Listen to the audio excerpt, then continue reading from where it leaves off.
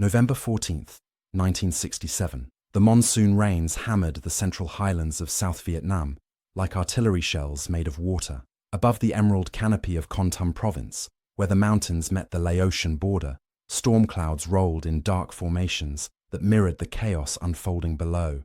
The air itself seemed to vibrate with tension, a frequency only those who have flown combat missions can truly understand. Captain Richard "Hawk" Pearson gripped the control stick of his Republic F-105F, Thunder Chief Wild Weasel, watching the green blips dance across his radar warning receiver like deadly fireflies. The aircraft, call sign Red Crown 21, cut through the turbulent air at 18,000 feet, its twin-seat cockpit cramped with electronic warfare equipment that represented the cutting edge of 1960s military technology. Behind him, electronic warfare officer Captain James "Spider" Mackenzie monitored a symphony of enemy radar emissions, each tone and frequency a potential death sentence. 4 miles below them, the jungle burned. Hills 823 and 875, coordinates that would be seared into the memory of every surviving member of the 173rd Airborne Brigade, erupted in flames and smoke as North Vietnamese regulars unleashed everything they had against the American paratrooper. The radio chatter crackling through Pearson's headset told a story of desperation that cut through the technical jargon like a knife through silk. "Mayday! Mayday, this is Bravo Company 6. We are taking heavy fire from concealed positions. Need immediate air support. We have wounded who won't make it without medevac.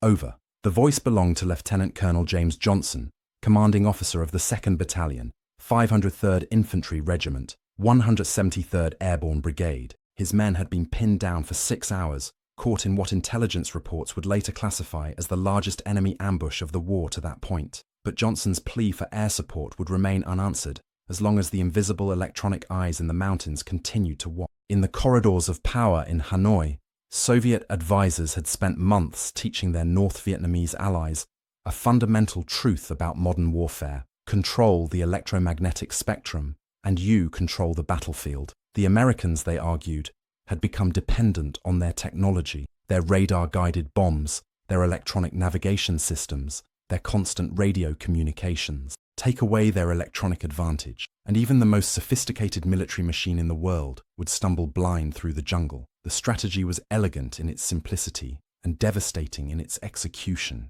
Soviet-supplied P-12 spoon-rest radar systems had been carefully positioned in limestone caves throughout the border region, their operators trained to coordinate with mobile ZSU-23-4 Shilka anti-aircraft hidden beneath triple-canopy jungle. The radar stations would track incoming American aircraft, guide surface-to-air missiles to their targets, and then disappear into electronic silence before retaliatory strikes could find them. American commanders had initially dismissed the Wild Weasel program as a dangerous luxury they could not afford. The concept of sending specialized aircraft to hunt enemy radar systems struck many as a costly distraction from the real business of war, supporting ground troops and bombing strategic targets. But as American casualty rates climbed, and close air support missions began failing with alarming frequency, the importance of electronic warfare became impossible to ignore. The F-105F Wild Weasel represented a revolution in aerial warfare, though few outside the classified world of electronic combat understood its significance. Based on the proven F-105 Thunder Chief fighter bomber platform, the Wild Weasel variant sacrificed bomb-carrying capacity for sophisticated electronic countermeasures equipment.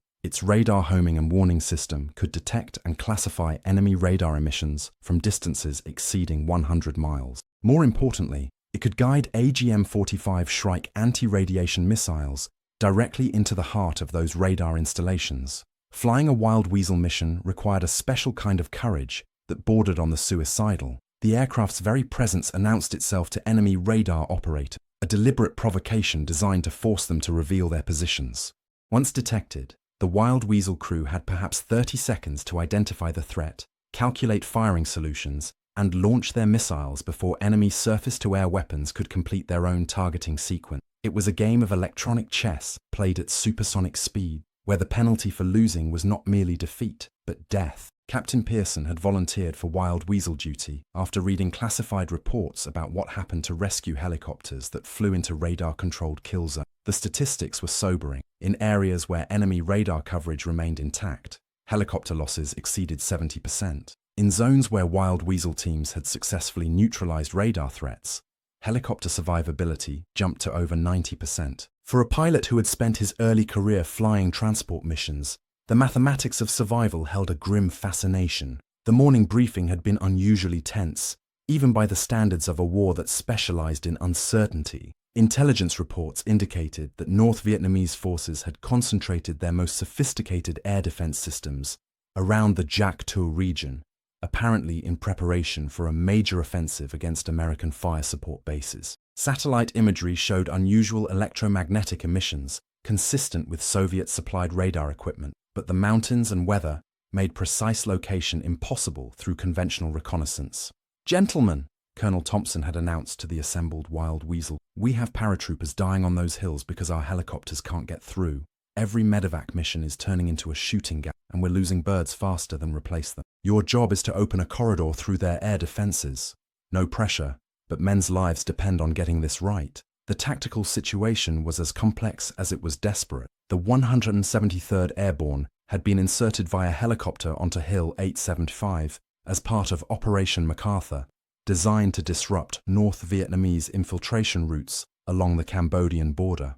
What began as a reconnaissance in force had quickly escalated into the largest battle the brigade had fought since arriving in Vietnam. Intelligence estimates suggested they faced a reinforced North Vietnamese regiment equipped with heavy mortars, recoilless rifle, and sophisticated command and control systems. As Red Crown 2-1 approached the target area, the weather seemed to conspire against them. The monsoon season had transformed the normally clear mountain air into a maze of towering cumulus, each one capable of concealing enemy aircraft or hiding the telltale signatures of surface-to-air missile. Lightning flickered constantly between the cloud layers, interfering with electronic systems and creating false targets on radar screens. "Spider, what are you seeing back there?" Pearson asked his electronic warfare officer, trying to keep his voice steady despite the turbulence that was testing the structural limits of their aircraft. "Multiple emitters, Hawk. I count at least 3 distinct radar types. Looks like they've got everything from fire control radar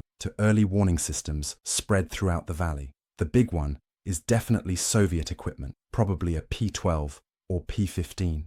The signature matches what we saw in the training materials from Eglin." Captain Mackenzie had spent 6 months at Eglin Air Force Base in Florida, studying captured Soviet radar equipment and learning to recognize the electronic signatures of different threat systems. The training had been intensive and classified, involving mock combat scenarios where American pilots learned to identify enemy radar frequencies by sound alone. The distinctive warbling tone of a P-12 spoon rest radar had been drilled into their memories through countless hours of simulation. The first indication that they were approaching the target area came not from visual contact, but from the electronic warfare system. The radar warning receiver began emitting a steady tone that indicated hostile radar illumination. Somewhere below them, an enemy operator was tracking their aircraft and feeding targeting information to missile batteries hidden in the jungle. The tone gradually increased in pitch and intensity, an electronic representation of approaching danger that every wild weasel crew learned to interpret like sheet music. "We're spiked," Mackenzie announced, using the technical term for hostile radar lock.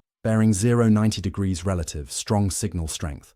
Looks like they want us to know they're watching." This was the moment that separated wild weasel crews from conventional fighter pilots. Instead of taking evasive action or retreating to safety, Pearson banked the F-105F toward the radar contact, deliberately flying into the heart of the enemy air defense system. The tactic, known as trolling for SAMs, required nerves of steel and absolute confidence in the aircraft's electronic countermeasures system. The mountains below them were shrouded in mist and smoke, a landscape that seemed to belong more to an alien planet than to Earth. Occasional flashes of artillery fire penetrated the cloud cover, brief glimpses of the ground battle that had been raging. Intelligence reports indicated that North Vietnamese forces had used the monsoon season to move heavy equipment into the region, including 130mm field guns and sophisticated communications equipment that allowed coordinated attacks across multiple hill complexes. "Contact! Surface-to-air missile launch, bearing 085 degrees, Mackenzie's voice cut through the cockpit chatter like a blade. Through the rain-streaked canopy, Pearson could see the distinctive white smoke trail of an SA-2 guideline missile climbing toward them at over Mach 2.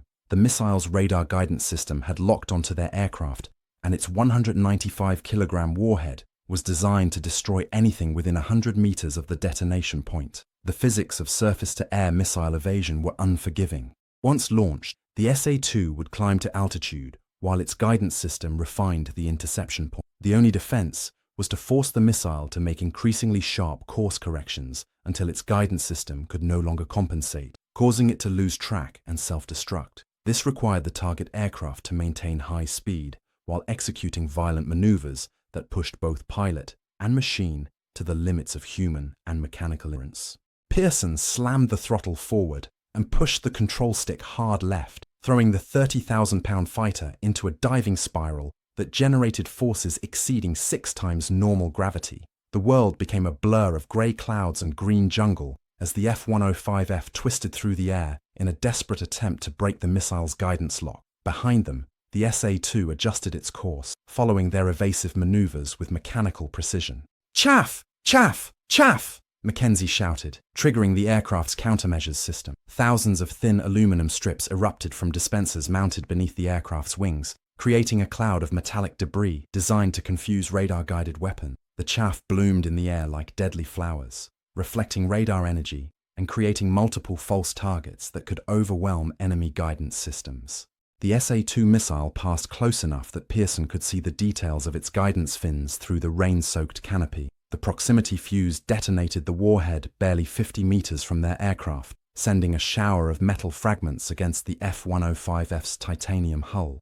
The explosion was visible as a brilliant orange flash, followed by a shockwave that lifted the fighter aircraft like a giant hand and threw it sideways through the sky. Warning lights illuminated across the instrument panel as shrapnel severed hydraulic lines and punctured fuel tanks. The aircraft's flight control systems switched to backup mode, making the controls heavy and sluggish. In the back seat, Mackenzie was checking his electronic warfare equipment for damage when he noticed something that made his blood run cold. "Hawk, we've got a problem. That missile launch just lit up every radar system in the valley. I'm reading at least 6 different emitters now, and they're all painting us." The SA-2 attack had been a calculated gamble by the North Vietnamese radar op. By forcing the Wild Weasel aircraft to maneuver violently and deploy countermeasures, they had revealed its exact position and flight characteristics to every radar system in the region. Now, instead of facing one surface-to-air missile battery, Red Crown 2-1 found itself targeted by an integrated air defense network that stretched across 30 kilometers of mountainous terrain. But the missile attack had also revealed something valuable to the American crew. The brief moment when all enemy radars had activated simultaneously provided Mackenzie with a complete electronic picture of the air defense network. His equipment had recorded and analyzed the frequency signatures of each radar system, creating a target map that could guide precision strikes against the installations. "Spider, can you isolate the primary target? We need to take out their command radar before they launch another salvo." "Working on it, Hawk. The big emitter is bearing 090 degrees, range approximately 15 miles. Signal strength indicates it's a major installation, probably cave-mounted with hardened communications link. If we can take that one out, the rest of their network should degrade significantly." The tactical situation required a decision that would have seemed insane to any rational observer. With their aircraft damaged and enemy missiles tracking them from multiple directions, the logical course of action would be to retreat to friendly airspace and wait for reinforcements. But logic held little meaning when American paratroopers were dying on the hills below, their evacuation helicopters unable to penetrate the electronic shield that protected North Vietnamese gun positions. Pearson made the choice that would define the rest of his military career. Instead of turning towards safety, he pointed the nose of the damaged F-105F toward the strongest radar contact and began what amounted to a solo attack against a heavily defended target. The decision violated virtually every principle of tactical aviation, but it was driven by a calculus that placed mission success above personal survival. Red Crown 2-1 to Hillsborough Control. "We are proceeding to target. Request immediate notification to search and rescue in case we don't make it home." The radio response was immediate and predictable. "Red Crown 2-1, negative on solo attack. You are directed to return to base immediately. Acknowledge, over." Pearson switched off his radio. The approach to the target required flying through a gauntlet of anti-aircraft fire that seemed to fill the air with deadly metal. The F-105F descended through the cloud layer at maximum speed, its damaged control surfaces struggling to maintain stability as crosswinds and thermal updrafts from the burning jungle below created turbulence that threatened to tear the aircraft apart. Through breaks in the clouds, Pearson caught glimpses of the battle raging on Hill 875. Tiny figures in olive-drab uniforms crawling between shell craters, their movements tracked by muzzle flashes from concealed North Vietnamese positions. The mountains of the Central Highlands possessed a savage beauty that was almost hypnotic to airmen flying combat missions. Ancient limestone formations erupted from jungle floors like the bones of sleeping giants, their peaks shrouded in mist that created an otherworldly landscape. French colonial maps had labeled much of this region as terra incognita, unknown land, and even in 1967, large sections remained unmapped and unexplored. It was terrain that seemed designed to swallow armies and hide secret. Contact. I've got the primary emitter, range 12 miles and closing. Signal strength is off the charts. Whatever they've got down there, it's big enough to guide missiles from here to Hanoi. Mackenzie's electronic warfare equipment had finally isolated the command radar from the background noise of secondary emitters and jamming signal. The target was located in a valley that satellite imagery showed as empty jungle, but electronic intelligence suggested the presence of a major installation hidden beneath the forest canopy. The radar signature matched that of a P-15 flat-face system, a Soviet-supplied early warning radar capable of tracking aircraft at ranges exceeding 200 kilometers. The AGM-45 Shrike missiles, carried by the Wild Weasel, represented the state-of-the-art in anti-radiation weapons, but they were far from perfect. The missiles relied on continuous radar illumination to guide them to their targets. If enemy operators shut down their radars after missile launch, the Shrikes would lose lock and either self-destruct or impact harmlessly in empty jungle. Successful attacks required enemy radar operators to remain active until the moment of impact, a psychological game that pitted human reflexes against electronic automation. Hawk, I'm getting secondary returns from the target area. Looks like they've got the radar equipment positioned inside a cave complex, probably with blast doors that can be closed in case of attack. We're going to need a direct hit to guarantee a kill. Cave-mounted radar installations represented the ultimate defensive position for air defense systems. The limestone mountains of North Vietnam were honeycombed with natural caverns that provided perfect protection against conventional bombing attacks. Soviet engineers had spent months helping their North Vietnamese allies modify these caves to house sophisticated electronic equipment, creating underground fortresses that were virtually immune to air attack. Only a direct hit by a precision-guided weapon could guarantee destruction of equipment housed in such installations. The final approach to the target tested every skill that Pearson had developed during his military. Flying at treetop level to avoid radar detection, the damaged F-105F weaved between mountain peaks that rose like cathedral spires from the jungle floor. The aircraft's navigation systems had been damaged by the missile attack, forcing Pearson to rely on pilotage and dead reckoning to maintain course toward the target. Every few seconds, Mackenzie would provide electronic bearing ups as the enemy radar continued its steady surveillance sweep. 2 miles to target. Signal strength is increasing exponentially. We must be flying right down their antenna beam. They know we're coming. The valley containing the radar installation opened before them like a green amphitheater carved from the mountainside. At first glance, the area appeared to contain nothing but virgin jungle, its canopy unbroken by any visible signs of human activity. But Mackenzie's electronic equipment told a different story. Somewhere beneath that innocent-looking forest, electromagnetic energy was being generated at levels that indicated the presence of major military installations. There, 11 o'clock, halfway up the ridgeline, I can see antenna arrays through the trees. Pearson followed his electronic warfare officer's directions and spotted the telltale glint of metal reflecting through gaps in the jungle canopy. The radar installation had been cleverly concealed, with antenna elements positioned to blend with the natural contours of the mountainside, but from their low altitude and oblique angle, the geometric patterns of human construction became visible against the organic randomness of the forest. The missile launch sequence required perfect timing and coordination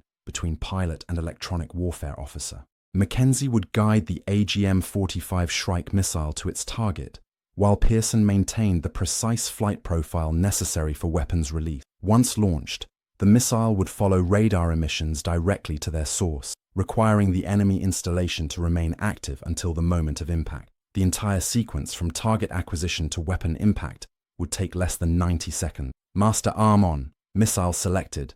I have good tone on the target. The Shrike missile's seeker head had locked onto the enemy radar emissions, producing an audible tone that confirmed valid target acquisition. In the weapons control panel, indicator lights showed green across the board, fuel flow was nominal, guidance systems were active, and the warhead was armed. Everything was ready for the attack that would determine whether American paratroopers lived or died on the hills below. Fox 1! Missile away! The AGM-45 Shrike dropped from its wing-mounted pylon and ignited, accelerating toward the target at over twice the speed of sound. Its radar seeker head locked onto the P-15 flat-face emissions and began guiding the missile along an invisible highway of electromagnetic energy. From launch to impact, the entire flight would take just over 60 seconds, time enough for enemy operators to realize what was happening, but not enough for them to react effectively. The explosion that followed surpassed anything in Pearson's previous combat experience. The Shrike missile's high-explosive warhead detonated directly against the cave entrance, housing the radar installation, triggering a secondary explosion that suggested the destruction of fuel or ammunition stored within the complex. A pillar of orange flame erupted from the mountainside, followed by a debris cloud that rose several hundred feet above the jungle canopy. Direct hit! The primary emitter just went off the air. Signal strength dropped to 0. That radar installation is completely destroyed. Mackenzie's confirmation came as the F-105F banked away from the target area, its crew watching the fireball consume what had moments before been a sophisticated electronic warfare installation. The secondary explosions continued for several minutes, indicating that the cave complex had contained significant quantities of fuel and ordnance. The destruction was so complete that even the backup generators powering emergency communications equipment had been silenced. The immediate effects of the radar station's destruction were felt across the entire Jacktow battlefield. Without the P-15 early warning system to coordinate their activities, the network of mobile surface-to-air missile batteries scattered throughout the mountains found themselves operating in electronic isolation. Their individual radar systems lacked the range and processing power to effectively engage targets, particularly aircraft flying at low altitude through mountainous terrain. More importantly for the American ground force, the destruction of the command radar opened a corridor for helicopter operations that had been impossible for the previous 3 days. Within minutes of the explosion, UH-1 Huey medevac helicopters were lifting wounded paratroopers from Hill 875, their crews guided by radio beacons rather than electronic warfare systems designed to shoot them down. Dragon 6 to Red Crown 2-1. This is Lieutenant Colonel Johnson, 173rd Airborne. I don't know who you are or how you did it, but you just saved a lot of American lives. The sky above us is clear for the first time in 3 days. Thank you. The radio transmission from the ground commander carried an emotion that military communications normally suppressed. For 72 hours, Johnson had watched his paratroopers die from wounds that would have been survivable if medical evacuation had been possible. The opening of the air corridor meant that men who had been written off as casualties could now be saved. Their families spared the grief that comes with flag-draped coffins, but the mission was far from over. Mackenzie's electronic warfare equipment was detecting at least 3 secondary radar installations that remained active throughout the target area. These systems lacked the range and sophistication of the destroyed P-15, but they were still capable of guiding surface-to-air missiles and coordinating anti-aircraft artillery fire. As long as they remained operational, helicopter operations would continue to face significant risks. Spider, what's our damage assessment? Can we continue the mission? The question forced Mackenzie to evaluate their aircraft's condition with brutal honesty. The near miss from the SA-2 missile had caused hydraulic system failures and fuel leaks that degraded the F-105F's performance and reduced its range. Several electronic warfare systems were operating on backup power, and the flight control systems required constant pilot attention to maintain stable flight. By any reasonable standard, they should return to base immediately for emergency repairs. We're hurt, Hawk, but we're still flying. Fuel consumption is higher than normal due to the leaks, but we should have enough for one more attack run. After that, we'll be pushing the envelope to make it home. The decision to continue the mission represented a calculated risk that weighed American lives against aircraft safety margin. If Red Crown 2-1 attempted another attack and suffered catastrophic mechanical failure, both crew members would likely be killed or captured. But if they returned to base without neutralizing the remaining radar threats, helicopter casualties would continue to mount as medevac missions flew into defended airspace. For Pearson, the choice was simplified by the voices he continued to hear on the emergency radio frequencies. American paratroopers were still calling for help,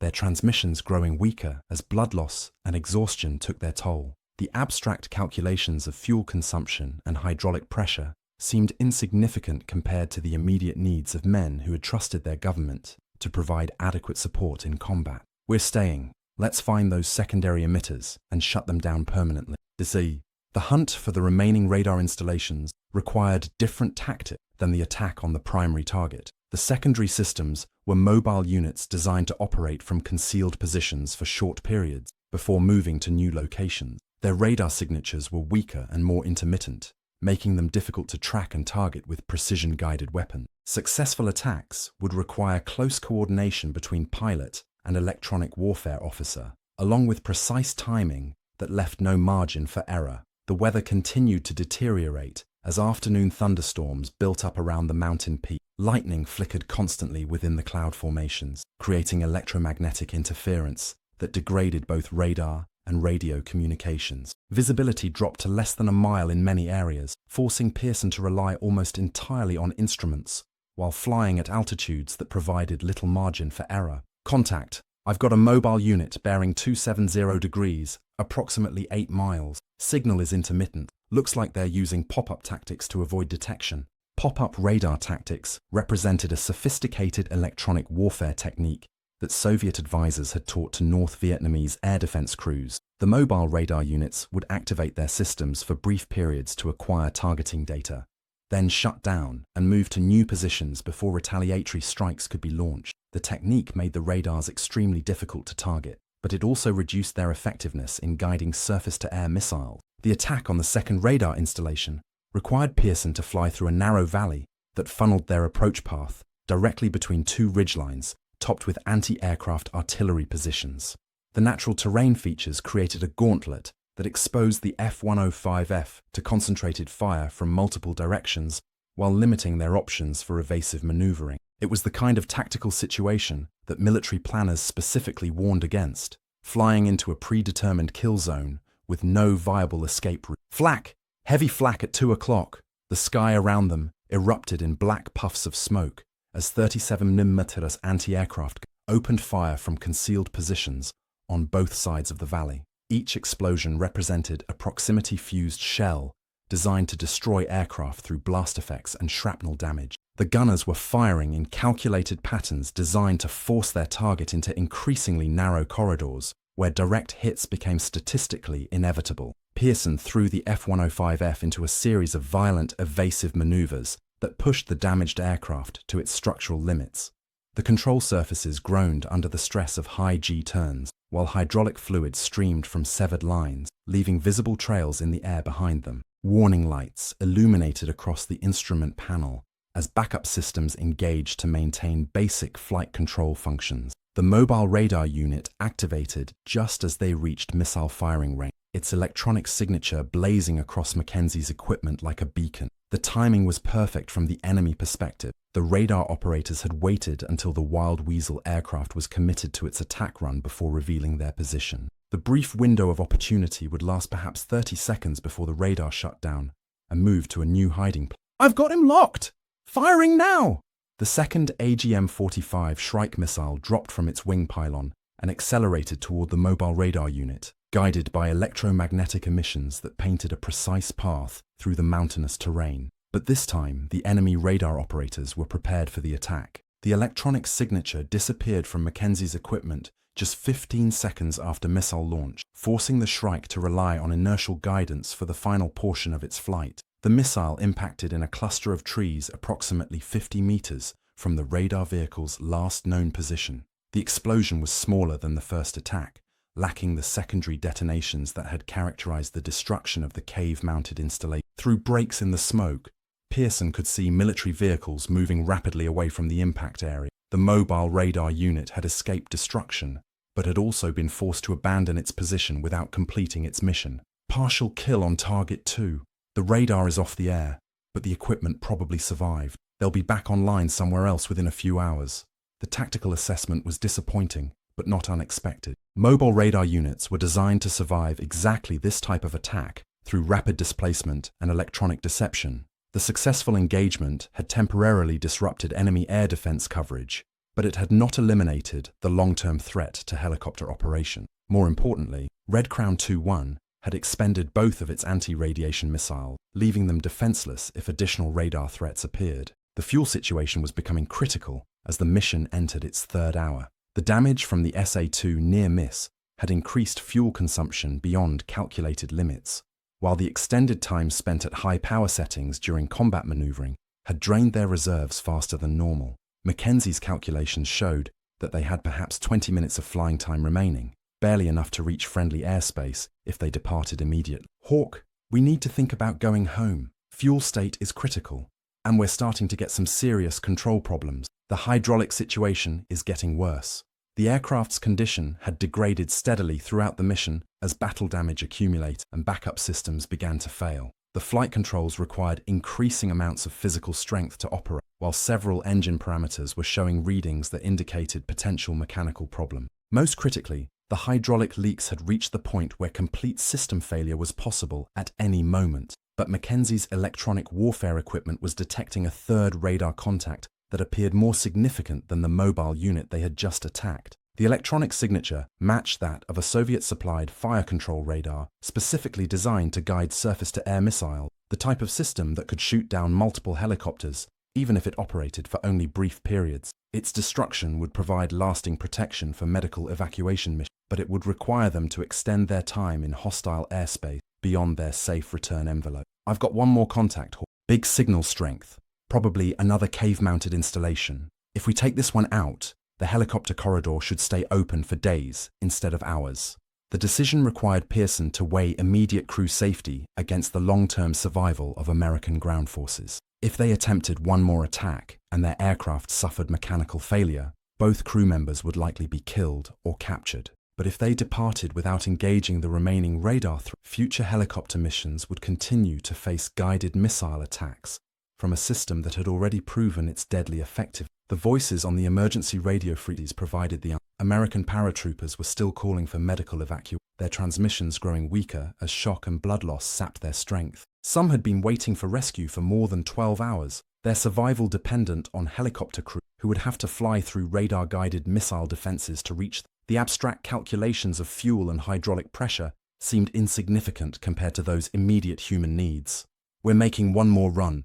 Give me a vector to that last radar site. The approach to the third target required flying through weather conditions that had deteriorated beyond the limits normally considered acceptable for combat operations. Thunderstorms had reduced visibility to less than half a mile in many areas, while lightning discharges created electromagnetic pulses that interfered with navigation and electronic warfare equipment. The mountains disappeared into grey walls of rain that obscured terrain features and made accurate navigation almost impossible. The radar installation was located in terrain so difficult that it had been considered inaccessible by conventional ground force. Satellite imagery showed a narrow valley surrounded by peaks that rose more than 8,000 feet above sea level, their slopes too steep for helicopters and too heavily forested for paratrooper insertion. The only approach route required threading between mountain peaks with less than 500 feet of clearance on either side, a maneuver that would have been challenging for an undamaged aircraft in perfect weather conditions. Contact! Strong signal, bearing 045 degrees, range 6 miles. This is definitely a fire control radar. Frequency matches SA-2 guidance systems exactly. Mackenzie's identification of the radar type confirmed their tactical assessment. SA-2 guidance radars represented the most dangerous threat to low-flying aircraft, capable of tracking multiple targets simultaneously while guiding missiles with near-perfect accuracy. Their destruction would eliminate the primary threat to helicopter operations throughout the entire Jakto region, but it would require a precision attack against a hardened target under extremely difficult. The final attack run pushed both aircraft and crew beyond their designed limitation. Flying at maximum speed through a valley barely wider than their wingspan, the F-105F skimmed between mountainsides that rose like walls on either side of their flight path. The damaged flight control systems struggled to maintain stability as crosswinds and thermal updrafts created turbulence that threatened to slam them into the rocks. Warning lights flashed continuously across the instrument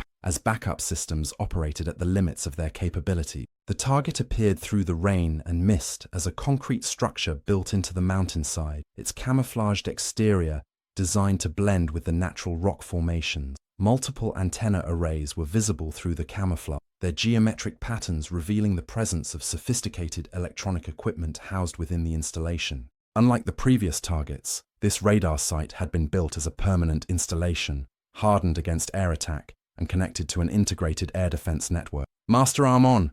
Last missile selected. I have good tone on the target. The final AGM-45 Shrike missile represented their last opportunity to complete the mission successfully. If the weapon missed or malfunctioned, Red Crown 2-1 would have no remaining ordnance to engage the radar installation. More critically, their fuel state had reached the point where any delay in departing the target area would make it impossible to reach friendly airspace before complete fuel exhaustion. Fox 1! Last missile away!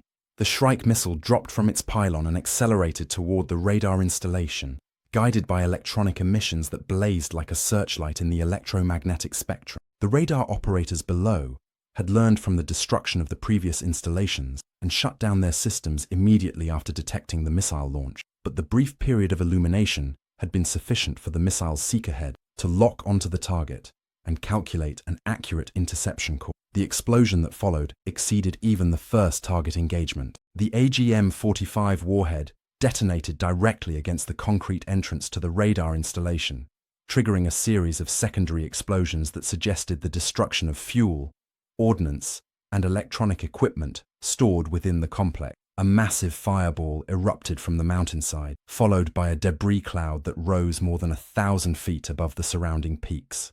Direct hit, complete destruction of Target 3. All primary radar threats in the area have been neutralized. Mackenzie's confirmation came as the F-105F banked away from the burning installation, its crew witnessing the complete destruction of what had been the most sophisticated air defense system in the Central Highlands. The secondary explosions continued for several minutes, each detonation representing the destruction of equipment that had cost the Soviet Union millions of dollars and months of technical training to deploy effectively. The immediate tactical effects of the radar destruction were dramatic and measurable. Within minutes, helicopter operations resumed throughout the Jakto area as medevac crews discovered that the electronic threats that had made their missions suicidal had simply vanished. The electromagnetic spectrum that had been filled with hostile radar signals fell silent, creating an invisible corridor through which American aircraft could operate without facing guided missile attack. But the most immediate concern for the Wild Weasel crew was their own survival. The F-105F had consumed fuel at rates that exceeded all pre-flight calculations, while battle damage had degraded the aircraft's performance to the point where normal flight procedures no longer applied. Mackenzie's navigation calculations showed that they were operating beyond the point of safe return to their primary base, with insufficient fuel to reach any airfield currently under American control. Hawk, we've got a problem. Fuel state is critical, and I'm showing multiple hydraulic failures. We're not going to make it back to Korat. The assessment was delivered in the calm, professional tone that military aviators use to discuss life-threatening emergencies. Both crew members understood that their aircraft was dying around them, its systems failing one by one, as battle damage and mechanical stress took their inevitable toll. The question was no longer whether they would complete their mission successfully, but whether they would survive long enough to report their success to higher authorities. Korat Royal Thai Air Force Base, their home station, lay more than 200 miles to the south across mountains and jungle that offered no opportunity for emergency landing. Several closer airfields existed, but most were either under construction or lacked the facilities necessary to handle a damaged F-105F with multiple system failures. The nearest friendly installation with adequate crash and rescue facility was Da Nang Air Base in South Vietnam, still over 100 miles away and requiring flight through weather that continued to deteriorate. The hydraulic situation was becoming desperate as fluid loss reached critical levels. The F-105F's flight control surfaces were powered by redundant hydraulic systems designed to provide adequate control even after multiple battle damage failures. But the SA-2 near miss had severed lines in both primary and backup systems, forcing the crew to rely on manual reversion mode that required enormous physical strength to operate effectively. "I'm losing aileron authority," Pearson reported, struggling to maintain level flight as the aircraft's damaged control surfaces responded sluggishly to stick inputs. "The hydraulics are almost gone, and I can feel the controls getting heavier every minute." The physical demands of flying a battle-damaged F-105F under manual control exceeded the limits that most pilots could sustain for extended periods. Each control input required significant force, while the lack of hydraulic assistance made precise maneuvering almost impossible. Most critically, the approach and landing procedures at their destination would require control precision that might be impossible to achieve with degraded flight systems. Mackenzie was monitoring emergency radio frequencies, searching for alternative landing sites that might be closer than their planned destination. Several possibilities existed, including forward airstrips that had been constructed to support helicopter operations in the Central Highlands. These facilities lacked the sophisticated approach systems and crash rescue equipment of major airbases, but they offered the advantage of proximity when fuel exhaustion was becoming inevitable. I've got an emergency strip at Pleiku, about 40 miles southeast of our current position. It's primarily a helicopter base, but the runway should be long enough for an F-105 if we can get the approach speed down. Pleiku had been constructed as a forward support base for air cavalry operations, with a single concrete runway designed primarily for C-130 transport aircraft and helicopters. The airfield lacked sophisticated radar approach systems or aircraft arresting gear, but it offered immediate access to medical facilities and crash rescue equipment. Most importantly, it was close enough that they might reach it before complete fuel exhaustion made controlled flight impossible. The approach to Pleiku required flying through mountainous terrain in weather conditions that had deteriorated beyond acceptable minimums for instrument flight. Thunderstorms had reduced visibility to less than a quarter mile in many areas, while lightning discharges continued to interfere with radio navigation system. The mountains disappeared into grey walls of rain that made visual navigation impossible and terrain avoidance dependent entirely on cockpit instruments. Pleiku Tower, this is Red Crown 2-1, declaring an emergency. We are an F-105F with battle damage and multiple system failures, requesting immediate clearance for emergency landing. The radio response was immediate and professional. Red Crown 2-1, Pleiku Tower, you are cleared for emergency approach, runway 09. Crash and rescue equipment is rolling. State your fuel and souls on board. 2 souls on board, fuel state critical. We estimate 10 minutes flying time remaining, maybe less. The final approach tested every skill that Pearson had developed during his military career. With hydraulic systems failing and fuel pumps beginning to cavitate, the F-105F handled like a machine that was actively trying to kill its crew. The controls required enormous physical strength to operate, while engine power responses became increasingly erratic as fuel flow problems developed throughout the fuel system. Through breaks in the clouds, Pleiku Air Base appeared as a collection of concrete buildings and metal hangars scattered across a red dirt plateau. The runway was shorter than optimal for an F-105F landing, but it was surrounded by relatively flat terrain that might allow for emergency overruns if normal braking proved inadequate. Most reassuring was the sight of crash and rescue vehicles lined up alongside the runway, their crews ready to respond if the landing attempt failed catastrophically. Gear down and locked, flaps down. Final approach checklist complete. The landing approach required Pearson to maintain precise airspeed control despite degraded engine responses and uncertain fuel flow. Too fast, and the aircraft would overshoot the runway and crash into the terrain beyond. Too slow, and the heavy F-105F would stall and impact short of the runway with fatal results. The margin for error had been reduced to almost nothing by battle damage and fuel exhaustion. The touchdown was harder than normal, but successful. The F-105F's main landing gear contacted the runway with enough force to activate the aircraft's emergency locator beacon, but the gear held and the aircraft remained under directional control. Pearson deployed the drag chute and applied maximum braking, bringing the fighter to a stop just short of the runway's departure end. Red Crown 2-1 is down safe at Pleiku. The radio transmission marked the end of a mission that had lasted more than 4 hours and covered over 1,000 miles of hostile territory. Both crew members sat in their ejection seats for several minutes after engine shutdown,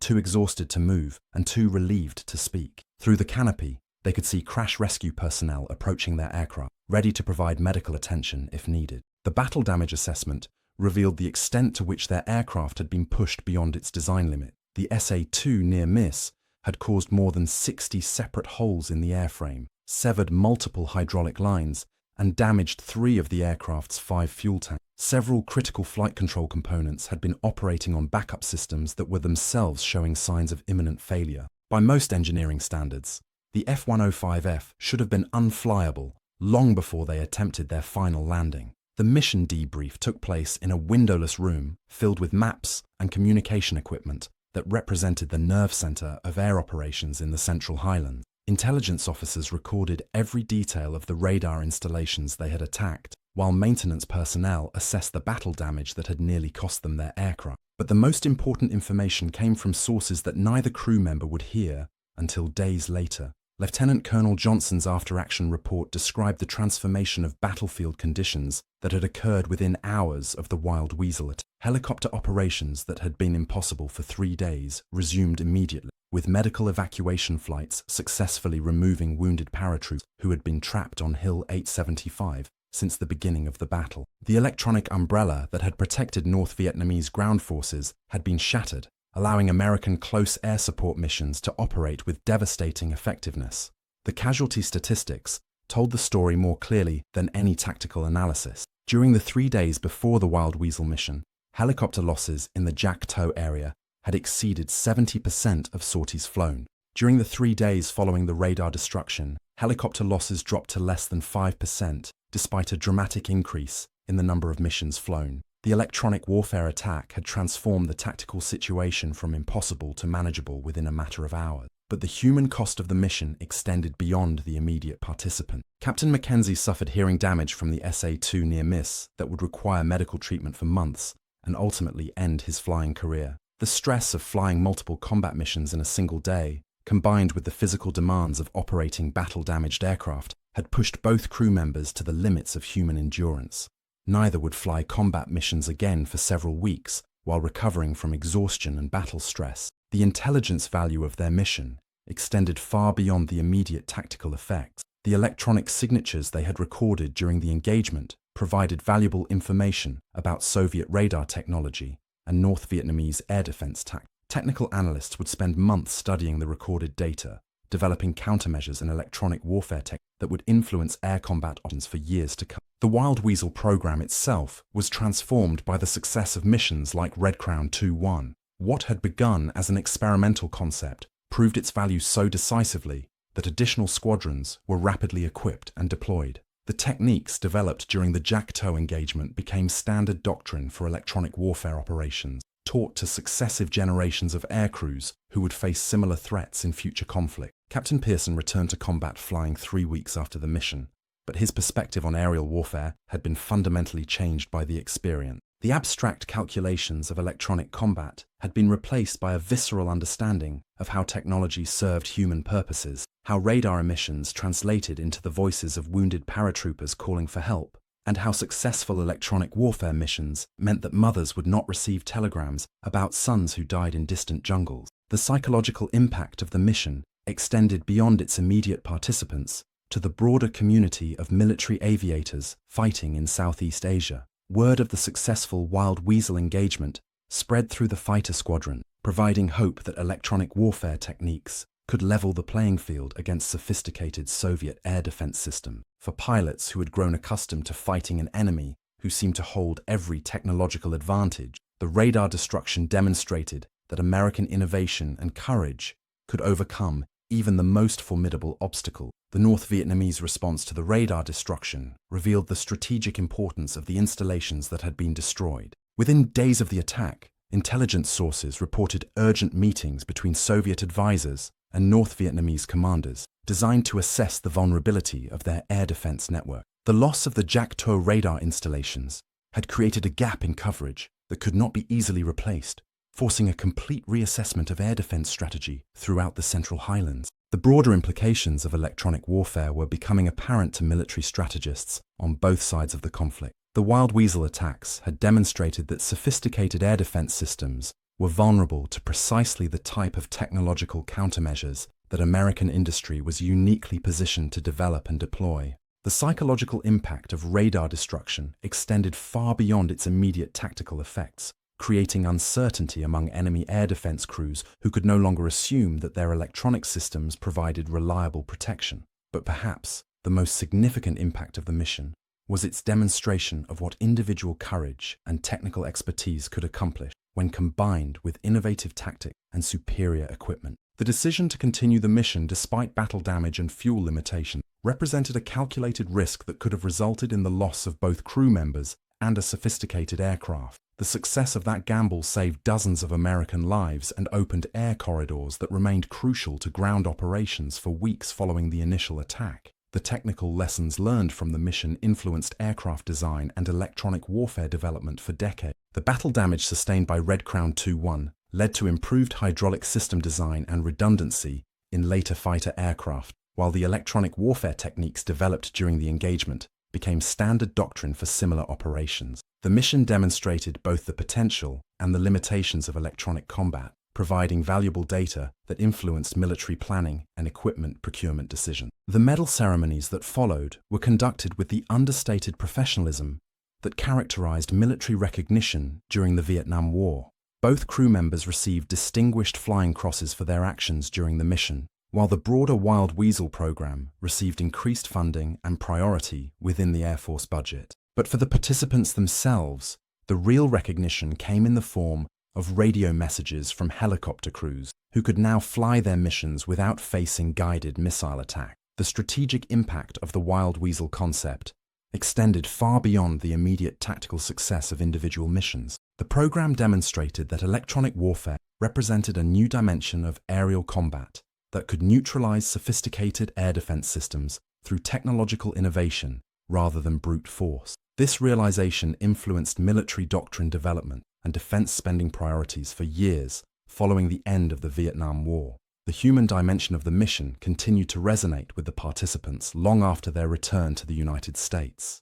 Pearson remained in contact with several of the paratroopers who had been evacuated from Hill 875, their survival serving as tangible evidence that his decision to continue the mission, despite the risks, had been justified. For aviators who often fought an abstract war against invisible enemies, the personal connections formed with ground forces provided crucial psychological anchors that helped maintain morale and combat effectiveness. The technical innovations developed during Wild Weasel operations would eventually lead to the development of more sophisticated electronic warfare systems that became standard equipment on American military aircraft. The basic concept of using specialized aircraft to hunt and destroy enemy radar systems proved so successful that it became a permanent component of American air power doctrine, with dedicated electronic warfare squadrons becoming integral parts of military aviation operations. The broader implications of electronic warfare were becoming apparent to civilian industries as well. The techniques developed for military radar suppression found applications in civilian electronic systems, contributing to advances in communication technology and electronic countermeasures that influenced commercial development for decades. The intersection between military necessity and technological innovation demonstrated how combat requirements could drive broader scientific advancement. The psychological impact of successful Wild Weasel operations extended throughout the American military establishment in Southeast Asia. For commanders who had grown accustomed to fighting an enemy that seemed to possess every technological advantage, the radar destruction missions demonstrated that American innovation and industrial capability could overcome even the most sophisticated foreign military system. This realization helped maintain morale and combat effectiveness during a conflict that often seemed to offer few clear victories. The lasting legacy of missions like Red Crown 2-1 lies not in the specific technical details of radar destruction or electronic warfare tactics, but in their demonstration of how individual courage and professional competence could overcome seemingly impossible odds.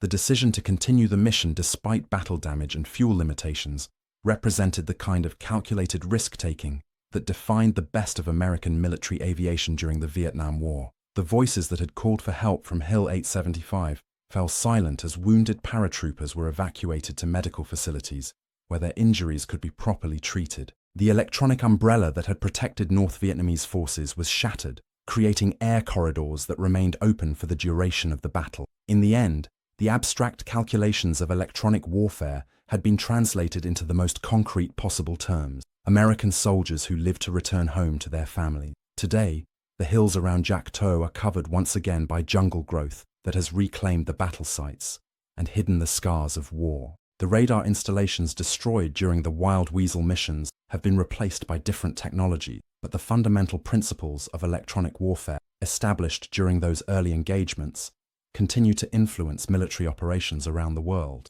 The courage demonstrated by air crews who flew into defended airspace to hunt enemy radar systems established precedents that continue to inspire military aviators facing similar challenges in modern conflict. The technical specifications of the F-105F Wild Weasel and its electronic warfare equipment have been superseded by more advanced systems, but the basic mission remains unchanged. Specialized aircraft operated by highly trained crews must penetrate enemy air defenses to neutralize the electronic systems that protect hostile forces. The success of these missions depends on the same combination of technological superiority, tactical innovation, and individual courage that characterized the engagement over Jakto in November 1967.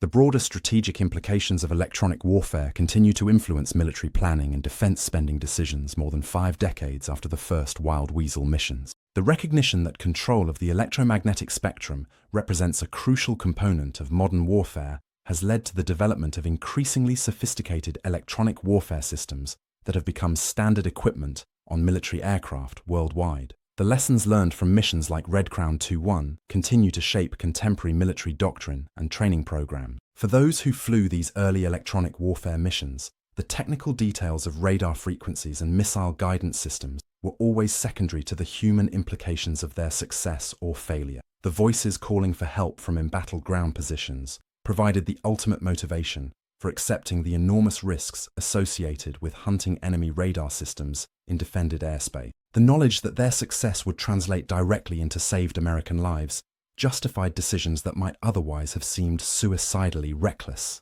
The silence that followed the destruction of the Jakto radar installations represented more than the mere absence of electronic emissions. It signified the opening of air corridors through which wounded soldiers could be evacuated to safety. Supply missions could reach isolated outposts, and close air support could be provided to troops in contact with enemy forces. In the calculus of electronic warfare, successful missions were measured not in equipment destroyed, but in American lives saved. The technology that enabled these early electronic warfare successes has evolved dramatically since the Vietnam War, but the fundamental human elements remain unchanged. The courage required to fly deliberately into radar-controlled kill zones, the technical expertise necessary to identify and engage electronic targets, and the professional competence demanded by complex combat missions continue to characterize the aircrews who operate modern electronic warfare systems. The legacy of missions like Red Crown 2-1 lives on in the men and women who carry forward the traditions established during those early engagements.